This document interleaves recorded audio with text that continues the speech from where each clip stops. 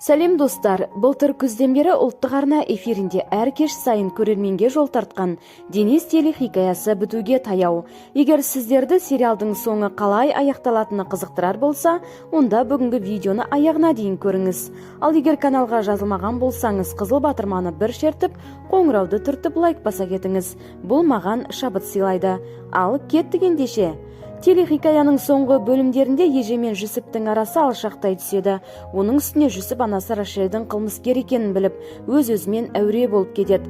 Рашель бұрынғы күйеуі Исакты өлтіреді. Ал Еже болса әкесінің қасына кетіп қалған болатын. Тек соңғы бөлімінде анасының жанына қайта оралады. Жүсіпті ұмыта алмайтынын түсінеді. Фиген жаңа махаббатын табады.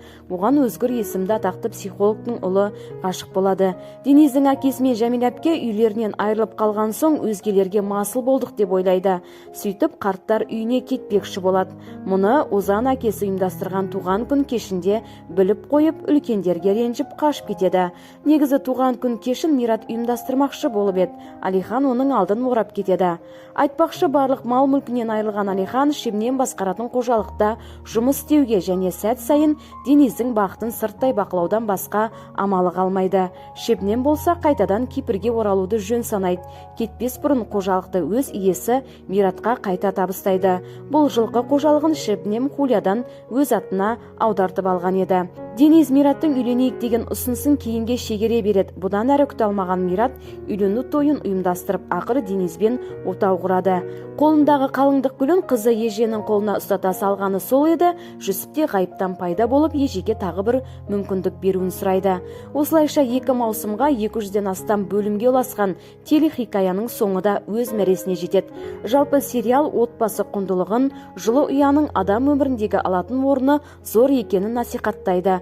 Барлық хикаядағыдай жақсылық жамандықты жеңіп, зұлымдар өз жазасын алады. Ал Хулияға не болды десеңіздер, оған барлық істеген қылмыстар үшін заң алдында жауап беруге тура келеді. Оны Шебнем нақты айғақтар мен полицияға ұстап береді. Ал сізге осы сериалдағы қайсы кейіпкердің рөлі көбірек ұнады? Комментарийге өз ойыңызды қалдыра кетіңіз. Достар, бүгінгі видеода Денис телехикаясына қатысты видеолар сериясы да осымен тәмам. Әдеттегідей сіздермен болған Асем ТВ арнасының жүргізушісі Асем Жұмалиева. Келесі кездескенше аман сау болыңыздар. Алдағы уақытта қандай сериал туралы ақпарат бергенімді қалайсыз? Пікір білдіре кетсеңіз.